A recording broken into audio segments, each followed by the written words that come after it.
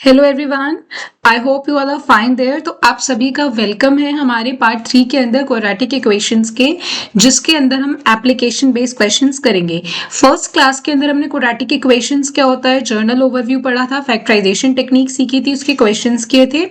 Next class में हमने quadratic formula करा था, उसके क्वेश्चंस किए थे। ऑलराइट, और आज जो हम करेंगे वो एप्लीकेशन बेस्ड क्वेश्चंस होंगे जो हमारे क्वाड्रेटिक फॉर्मूलाज पर बेस्ड है। ओके, क्वाड्रेटिक इक्वेशंस पर बेस्ड है, जो जो हमारी स्टेटमेंट वाइज प्रॉब्लम्स है, जो एप्लीकेशन क्वेश्चंस हमारे एग्जाम में आ सकते हैं।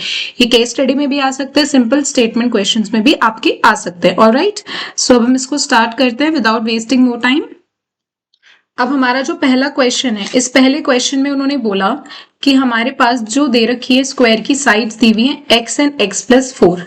तो ये दो स्क्वायर्स की बात की गई है जिसकी हमें साइड दे रखी है। This is the side of square 1 and this is the side of square 2। और इनका एरिया हमने निकाला और उसका सम किया तो हमारे को 656 मिला। हमें साइड्स निकालनी है स्क्वायर की। तो सबसे पहले एरिया ऑफ स्क्वायर क्या होता है? एरिया ऑफ स्क्वायर का फॉर्मूला होता है हमारे पास साइड स्क्वायर, यही होता है। तो अब उन्होंने क्या बोला है कि हमने इन दोनों स्क्वायर्स का क्या निकाला। ऑलराइट, तो अब हम एरिया निकालते हैं फर्स्ट वाले का, दिस इज एक्स स्क्वायर, और एरिया निकालते हैं सेकेंड वाले का, दिस इज x+4 का whole square.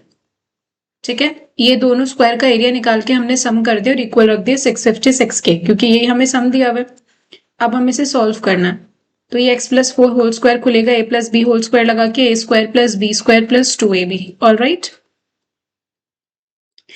So this is 2x² + 8x + 16 - 656 is equals to 0. So we are left with 2x² + 8x and ये आ जाएगा 0, 640 is equals to 0. अगर हम 2 कॉमन ले लेंगे तो अंदर बचेगा x² + 4x - 320 is equals to 0. तो हमारे पास ये क्वाड्रेटिक इक्वेशन है। अब इस क्वाड्रेटिक इक्वेशन को सॉल्व करने के हमने दो अप्रोचेस सीखे। फर्स्ट में फैक्टराइजेशन और दूसरे लेक्चर में हमने क्वाड्रेटिक फॉर्मूला सीखा था। तो हम कोई भी यूज कर सकते हैं, फैक्टराइजेशन से हो रहा है तो वेल एंड गुड, ठीक है, क्योंकि इट सेव्स आवर टाइम। तो अब 320 के फैक्टर्स हमें लेने इस तरीके से जो प्लस और माइनस करके 4 है। ऑलराइट, तो अगर हम 320 के फैक्टर्स लेंगे, ये जाएगा 2 पे 160, दिस इज अगेन 80, फिर ये 2 पे जाएगा 40, देन 20, 10, 2, 5। ऑलराइट, तो ये आ गए हमारे फैक्टर्स। अब हमें इस तरीके से लेना है कि प्लस माइनस करके 4 है, ठीक है।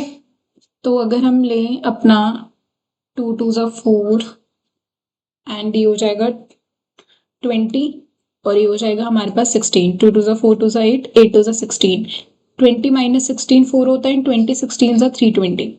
तो हमें अपने दो फैक्टर्स मिल गए, 20x - 16x - 320 is equals to 0। इन दोनों फैक्टर्स में से हमने x कॉमन ले लिया, we are left with x+20। इसमें से हमने -16 कॉमन ले लिया, we are left with x+20। Alright, तो हमें दो ब्रैकेट्स मिल जाएंगे, x+20, x - 16 is equals to 0। Alright, तो अब हमारी x की दो वैल्यूज आ जाएंगी। एक x की वैल्यू आएगी हमारी -20 और एक x की वैल्यू आएगी 16। Obviously we have to reject it because this is a negative number और साइड किसी भी स्क्वायर की नेगेटिव हो नहीं सकती। तो हम बोल सकते हैं therefore side of square 1 is 16 centimeters and side of square 2 वो थी x+4, तो 16 + 4 हो जाएगा 20। सो ये हो गया हमारा आंसर इस पर्टिकुलर एप्लीकेशन बेस्ड क्वेश्चन का। Alright, so let's move ahead towards the next question. This is a very important question जो बहुत बार एग्जाम में आता है, distance based problem. Okay, so let's see how to solve it. A train travels at a certain average speed for the distance 54 kilometers and travels the distance of 63 kilometers at an average speed of 6 kilometer more than the first speed. And we don't know कि हमने जो first kilometers means first distance 54 kilometers जो travel किया वो कौन सी speed से किया। first speed हमें calculate करनी है। तो सबसे पहले हम इसको लेट करते हैं। लेट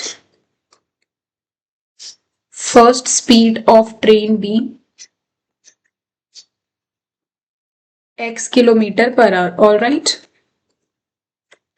तो हमारा जो फॉर्मूला होता है स्पीड का वो होता है डिस्टेंस ओवर टाइम। ठीक है, यही फॉर्मूला याद रखना है, बाकी सारी चीजें इसी से कैलकुलेट होंगी। अगर हम टाइम 1 निकालें तो हमें स्पीड पता है। अगर हमें टाइम 1 निकालना तो ये हो जाएगा डिस्टेंस अपॉन स्पीड। तो हमें डिस्टेंस पता है 54 एंड हमें टाइम पता है। टाइम के सॉरी, हमें यहां से हम फॉर्मूला लिख लेते हैं पहले, तो डिस्टेंस ओवर स्पीड। तो डिस्टेंस हमें पता है फर्स्ट वाले का 54 और स्पीड है x, तो ये आ गया टाइम 1। टाइम 2 निकाल लेते हैं। टाइम 2 के लिए डिस्टेंस है 63 और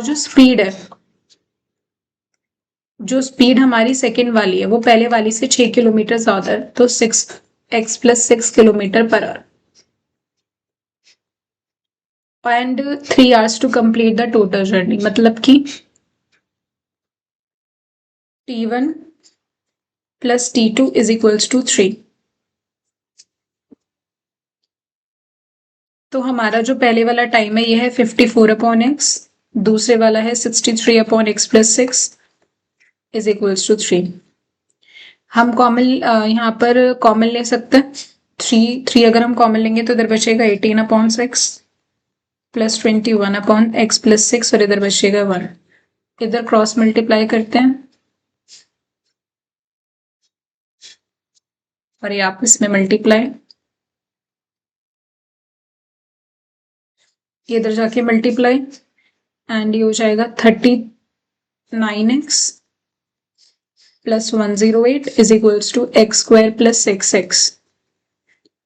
तो x² + 6x - 39x - 108 = 0।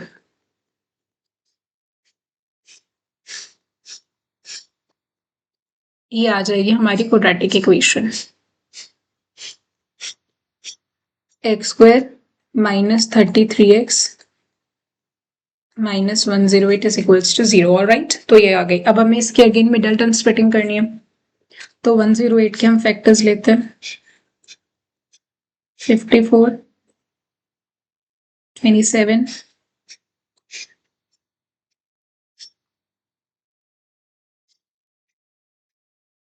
एंड अगर हम ये ले 4 and 9, 36 - 3,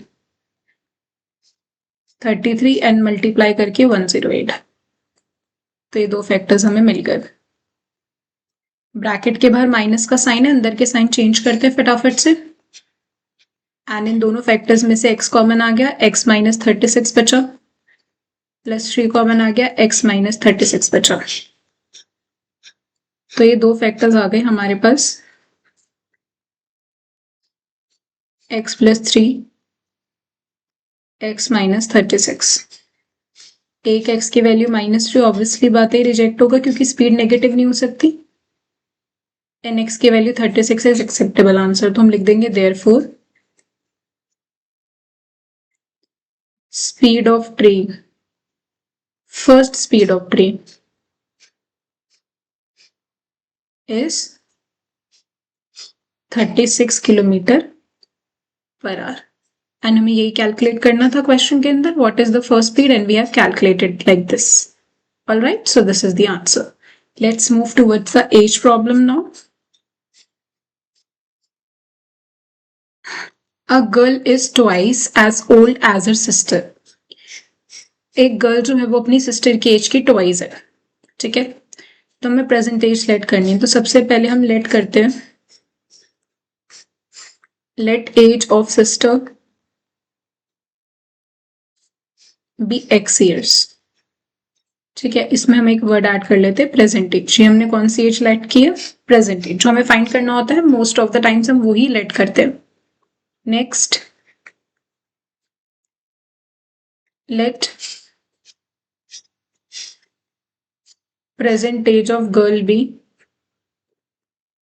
2x, क्योंकि गर्ल की एज जो है सिस्टर की ट्वाइस है। 4 years, हेंस का मतलब है आफ्टर 4 years।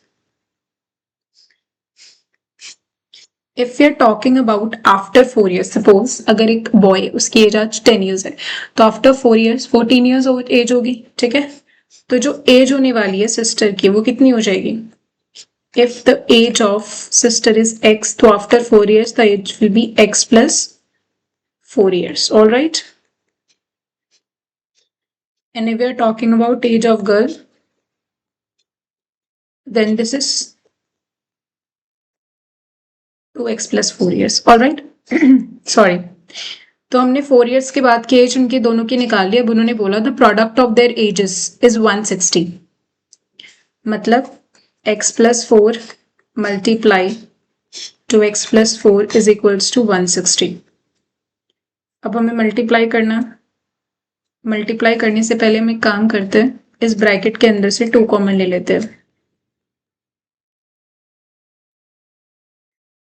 अब ये बन गया 80, 2 से कैंसिल होके ये आ जाएगा। ब्रैकेट्स को मल्टीप्लाई करके x² प्लस 6x प्लस 8, इन दोनों ब्रैकेट्स को मल्टीप्लाई करके ये -80 इज इक्वल्स टू 0।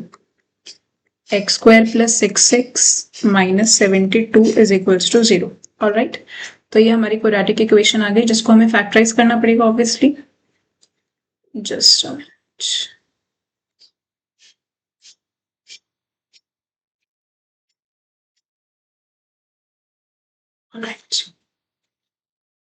तो हमारी इक्वेशन है x² plus 6x minus 72 is equals to 0।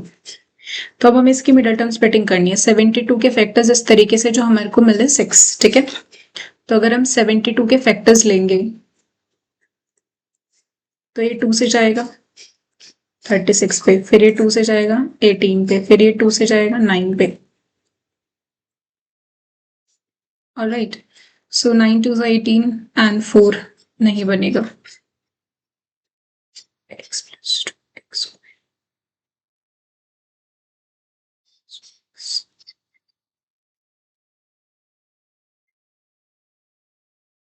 Alright, equation तो हमारी सही है। अब बस इसके फैक्टर्स निकालने, 8 एंड 9 72 होता है, बट प्लस माइनस करके 6 तो नहीं आएगा। 18 4 भी नहीं बन रहा, 8 9 नहीं बनेगा, 18 एंड 4 नहीं बनेगा। अगर हम इसमें क्वाड्रेटिक फॉर्मूला यूज करें, ऑलराइट, आई गेस हाँ हमने इसके फैक्टर्स में कुछ गड़बड़ कर दी। हाँ, हम इसको 3 लिख सकते हैं ना, प्राइम फैक्टर्स। अब ये हो सकता है लाइक 3 2 6 एंड 2 2 4 एंड 3 12। तो 12 and 6, because 12 6 are 72 and 12x minus 6x is 6. So x plus 12 minus 6 common ले लेंगे तो x plus 12 बचेगा again, x minus 6 x plus 12। तो एक x की वैल्यू आएगी 6 और एक आएगी -12। ऑब्वियसली माइनस में तो किसी की एज हो नहीं सकती तो रिजेक्ट कर देंगे, तो x की वैल्यू 6 इज द आंसर। तो at last we can write therefore present age of sister is 6 years and present age of girl 2x था तो is 12 years। सो ये आंसर हो जाएगा हमारी इस पर्टिकुलर क्वेश्चन का। Let's move ahead towards the next question. 3 consecutive positive integers, consecutive numbers are the numbers जो एक के बाद एक आते हैं, like 1 2 3 4 5 6 11 12 13, ठीक है। तो कॉन्सिक्यूटिव नंबर्स में एक एक का गैप होता है। सिंपल जो पॉजिटिव इंटीजर्स होते हैं कॉन्सिक्यूटिव, तो अब हमें नहीं पता, तो हम उनको अगर लेट करेंगे तो क्या हम लेट करेंगे, late 3 consecutive positive integers be x पहले वाला, x plus 1 दूसरा, एन एक्स प्लस 2, 3 हमें लेट करने हैं, ठीक है, एक एक के गैप पे। अब इनका जो सम ऑफ स्क्वायर है, मतलब इनका स्क्वायर करा एंड देन उसका सम किया। Sum of the square of the first, मतलब फर्स्ट वाले का स्क्वायर करना है and the product of the other two, तो इक्वेशन बनेगी x square and product of the other two integers, मतलब x plus 1 into x plus 2 का हमने किया प्रोडक्ट। तो ये इक्वेशन हमारी बनेगी इक्वल्स टू 46। तो अब इन दोनों ब्रैकेट्स को मल्टीप्लाई करते हैं। सो हमारी इक्वेशन आ गई 2x square plus 3x minus 44 is equals to 0। अब 2 तो हम कंप्लीटली कॉमन ले नहीं सकते, तो अब अगर हम मिडिल टर्म स्प्लिटिंग करेंगे तो 2 मल्टीप्लाई 44 इज 88। ठीक है, एंड 88 के अगर हम फैक्टर्स लेंगे तो 11 8 एंड 11 माइनस 8 इज 3 एंड 11 8 जा 88, तो ये तो डायरेक्टली सॉल्व हो जाएगा। 11x minus 8x minus 44 is equals to 0। Alright, तो इसमें से अगर x कॉमन आएगा तो बचेगा 2x प्लस 11, और इसमें से -4 कॉमन आएगा तो अंदर बचेगा हमारे पास 2x plus 11। x minus 4 2x plus 11, दो फैक्टर्स हमें मिल गए। एक x की वैल्यू आ गई 4 और एक x की वैल्यू आ गई -11/2। Obviously we have to reject this because एक तो ये फ्रैक्शन के अंदर है, नेगेटिव है, हमें पॉजिटिव इंटीजर चाहिए। इंटीजर कभी भी फ्रैक्शन में नहीं होते, नेगेटिव हो सकते हैं लेकिन फ्रैक्शन में नहीं होते, और इंटीजर्स हमें पॉजिटिव चाहिए। तो x की वैल्यू 4 इज एक्सेप्टेबल, तो हमारा आंसर क्या होगा? Therefore 3 consecutive positive integers are 4, 5 and 6। Alright, so ये हो गया हमारा आंसर इस पर्टिकुलर क्वेश्चन का। तो अभी जो हमने क्वेश्चंस कवर किए हैं एक बार उन पे नजर मारते हैं फटाफट से, कौन कौन सी प्रॉब्लम्स हमने कवर किए। सबसे पहले तो हमने एक ज्योमेट्री बेस्ड प्रॉब्लम की, ठीक है। उसके बाद हमने डिस्टेंस बेस्ड प्रॉब्लम की, again I am saying this is very important. फिर हमने एक एज प्रॉब्लम किया, देन हमने एक नंबर बेस्ड प्रॉब्लम किया। अब next question again very important, speed based problem जो है, और अब इसमें वैसे भी अपस्ट्रीम एंड डाउनस्ट्रीम आ रहा है, तो it is very important question. So a motor boat who speed is 18 kilometre per hour. तो ये हमें मोटर बोट की स्पीड दी हुई है, तो यहाँ मेंशन कर लेते हैं। Speed of motor boat is 18 kilometre per our, ठीक है। एंड अपस्ट्रीम डाउनस्ट्रीम का मतलब क्या होता है? अच्छा, हमें यहाँ पे स्पीड निकालनी है स्ट्रीम की, तो सबसे पहले उसे सिलेक्ट कर लेते हैं।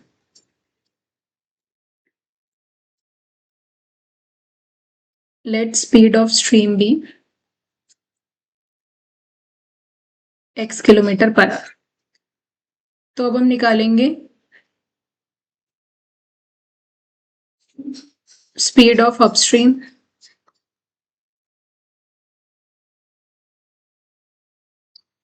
And speed of downstream.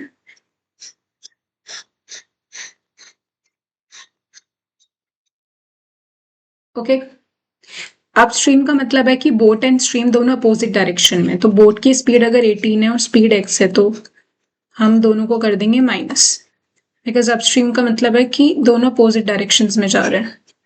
अगर ये स्ट्रीम है इस तरीके से तो ये बोट की डायरेक्शन है, ये अप की है, क्योंकि अपोजिट में जा रहे हैं तो माइनस करते हैं। डाउन स्ट्रीम का मतलब है दोनों सेम डायरेक्शन में जा रहे हैं, बोट भी एंड स्ट्रीम भी। सो this is the case of down stream, तो इसमें हम ऐड करते हैं, ठीक है। आगे उन्होंने बोला कि अपस्ट्रीम जाने में इसको 1 घंटा ज्यादा लग रहा है, तो टाइम निकालना है। Time for upstream time of downstream से 1 घंटा ज्यादा है, ये बोला। टाइम का फॉर्मूला अभी मैंने आपको बताया था, स्पीड का फॉर्मूला होता है डिस्टेंस ओवर टाइम। तो टाइम आपका हो जाएगा डिस्टेंस ओवर स्पीड। तो अपस्ट्रीम का डिस्टेंस कितना है? 24, और स्पीड कितनी है? 18 minus x. Same 24 distance 18 plus x, क्योंकि सेम रूट है। अब ये जो इस तरीके की इक्वेशंस हैं इनको किस तरीके से सॉल्व करना होता है? ये 24 वाली टर्म्स को एक तरफ, तो ये है इस प्लस का इधर आके माइनस, 24 अगर हम कॉमन ले लेंगे तो we are left with 1/18 minus x minus 1/18 plus x is equals to में 1। अब हमें करना पड़ेगा इसको क्रॉस मल्टीप्लाई, तो ये आ जाएगा 18 plus x minus 18 plus x upon 18 square minus x square, क्योंकि इधर मल्टीप्लाई इधर और ये आपस में, नीचे जब ये आपस में मल्टीप्लाई होंगे तो a plus b a minus b लग जाएगा। ऑल राइट, 18 कैंसिल हो जाएगा and this is 18 square I guess 384 या 324 होता है, लेट्स चेक।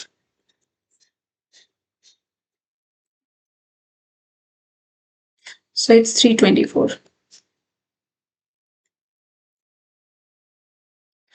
ओके, तो हमारी इक्वेशन बन जाएगी x square minus 48x minus 324 is equals to 0। अब 324 के फैक्टर्स लेते हैं, 162, 81, 27, 9331। ओके,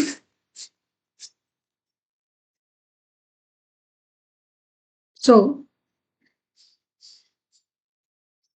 एक सेकेंड, ठीक है। So 2 2s are 4 and 4 3s are 12, 12 6 12 and okay, तो अगर हम मिनी लें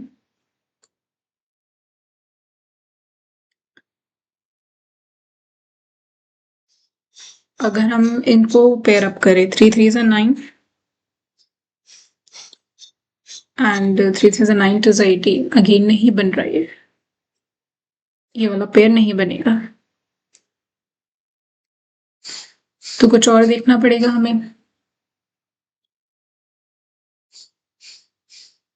If we take this and this तो हमें मिलेगा 54 minus 6। Okay, 54 minus 6 is 48 and multiply करके यही मिलेगा 324। तो ये दो फैक्टर्स हमें मिल गए। फैक्टर्स ढूंढना प्राइम फैक्टर्स की मदद से इजी हो जाता है, इसलिए लेते हैं। अगर आपको डायरेक्टली पता चल रहा है तो आप डायरेक्टली ले लो, कोई प्रॉब्लम नहीं है, ठीक है। तो ये हमें दो फैक्टर्स मिल जाएंगे, x minus 54 and x plus 6। तो हमारे को x की दो वैल्यूज मिलेंगी, एक आ जाएगी 54 और एक आएगी -6। Obviously we have to reject this क्योंकि नेगेटिव में स्पीड नहीं हो सकती, तो देयरफॉर स्पीड ऑफ स्ट्रीम कितना आया हमारा 54 kilometre per our. All right, so this is the answer of this particular question. Let's move towards the next question. This is again a very important question, our division problem.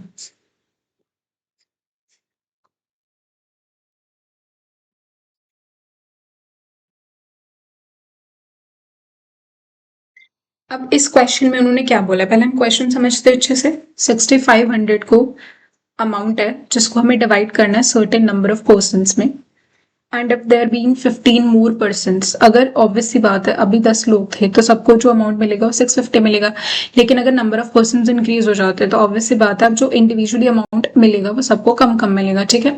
तो हमें number of persons का idea नहीं है कि initially कितने number of persons थे, original number, sorry, so let करते हैं ओरिजिनल नंबर ऑफ पर्सन्स को भी x,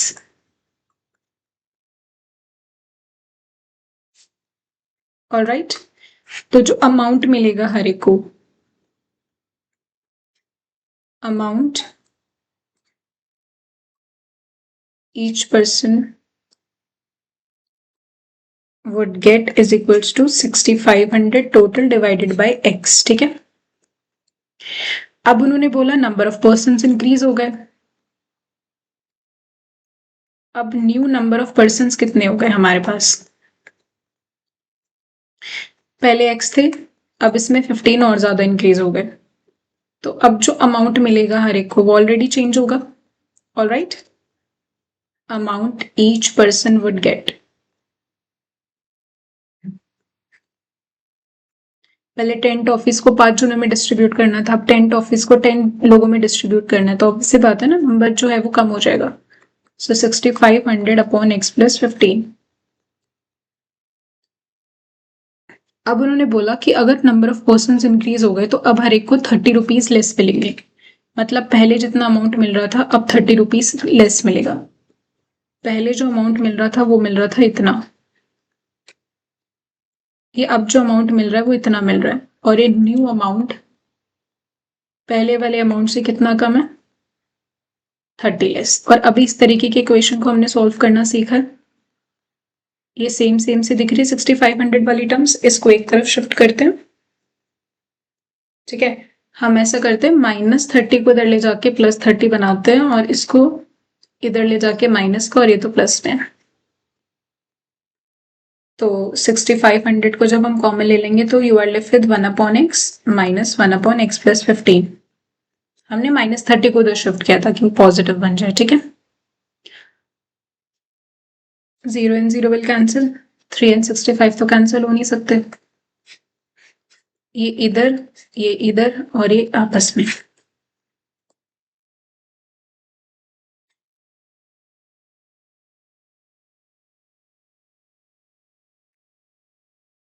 x² plus 15x is equals to 650 multiply 15/3।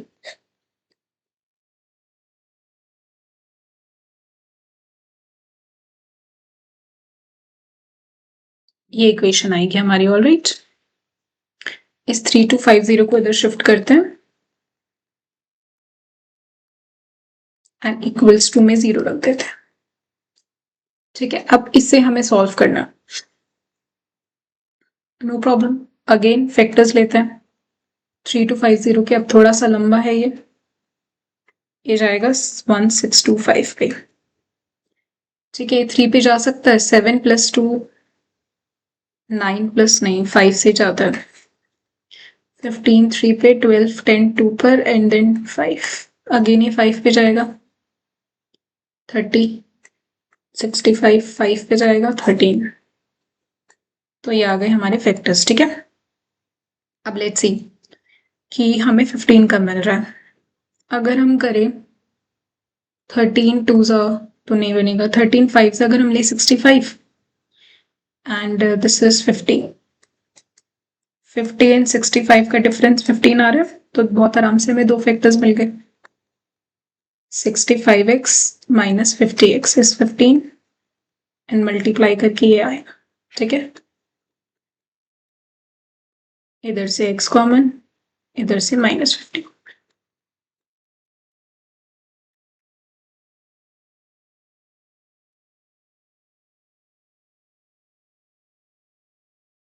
एक x की वैल्यू 50 और एक x की value -65। Obviously we have to reject it because number of persons negative नहीं हो सकते, तो therefore original number of persons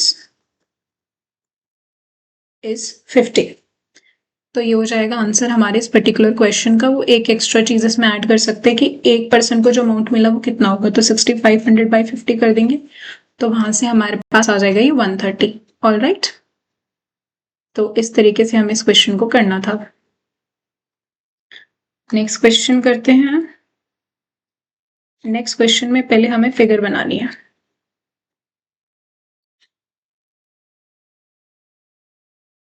एक रेक्टेंगुलर पार्क है हमारे पास, let's draw the rectangular park. Alright, whose breadth is 3 meter less than its length and area is this more than area of park that has already been made in the shape of an isosceles triangle. Okay, तो ये length होता है, breath होता है। तो उन्होंने बोला कि जो ब्रेथ है इसकी ऑलरेडी उस पर हमने एक ट्रायंगुलर पार्क बना रखा है और ये आइसोसेलेस है। ठीक है, जो बेस है आइसोसेलेस का वो ट्रायंगल की ब्रेथ पे लाई कर रहा है, और इसका जो ऑल्टीट्यूड है वो 12 मीटर्स दिया हुआ है और ये आइसोसेलेस ट्राइंगल है तो दो साइड्स इक्वल होंगी इसकी, ठीक है। तो अब जो हमें लेट करना है सबसे पहले लेंथ एंड ब्रेथ। ब्रेथ जो है वो लेंथ से 3 मीटर कम है, breadth is 3 centimetre less than 3 metre less than its length. तो सबसे पहले हम लेंथ मानते हैं, तो लेंथ ऑफ रेक्टेंगुलर पार्क भी x मीटर्स, तो ये चीज हो गई x, ठीक है।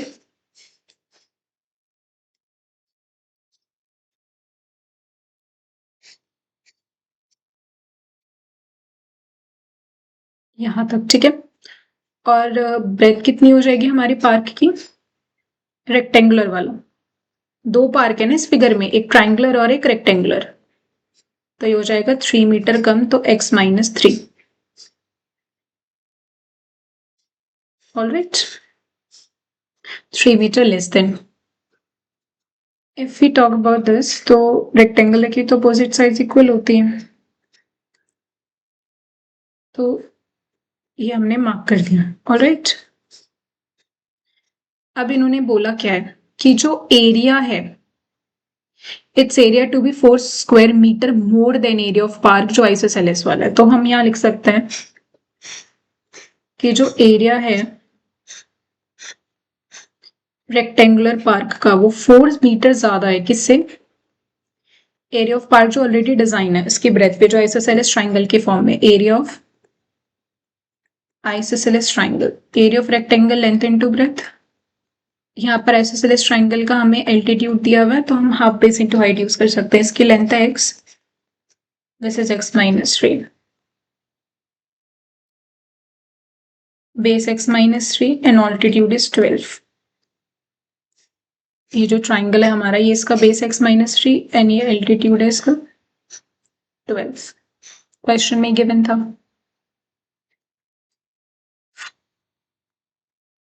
Let's simplify it.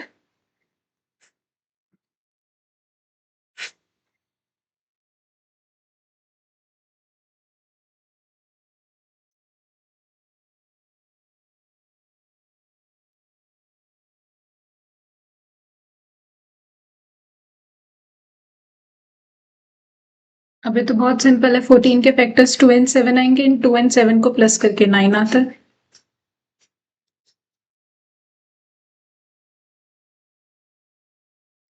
जस्ट या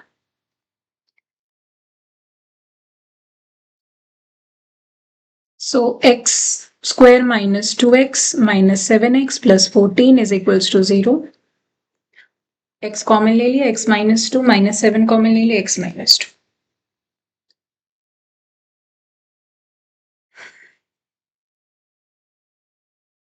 x माइनस 2, x माइनस 7, एक x की वैल्यू 2 और एक की 7, ठीक है। तो अब जो लेंथ है हमारी वो हमने x माना था।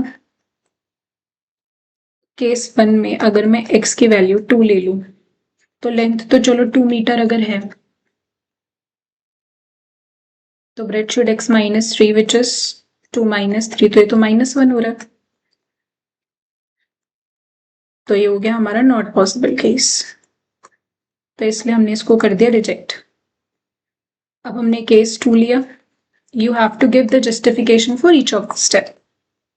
लेंथ जो है हमारी x है 7 मीटर्स, ब्रेथ है हमारी x माइनस 3 4 मीटर्स। सो ये हो गया आंसर इस पर्टिकुलर क्वेश्चन का। ऑलराइट, सो क्या क्या कवर किया आज हमने सारे एप्लीकेशन बेस्ड क्वेश्चंस के, क्वाड्रेटिक इक्वेशंस के, जो भी हमारे एग्जाम्स में आ सकते हैं, केस स्टडी के फॉर्म में, वर्ड प्रॉब्लम के फॉर्म में। ऑलराइट, और ये सारे इंपॉर्टेंट क्वेश्चंस हैं, इसी तरीके के और भी बहुत सारे क्वेश्चंस बन सकते हैं। We have covered the type of the questions. अब इस तरीके के और सारे क्वेश्चंस आपको प्रैक्टिस करने हैं ताकि आपके माइंड के अंदर इन सारे क्वेश्चंस को लेके पूरी अच्छी तरीके से क्लैरिटी हो जाए, कंसेप्ट्स की भी, इक्वेशंस बनाने की, उसकी सॉल्विंग की। Alright, thank you.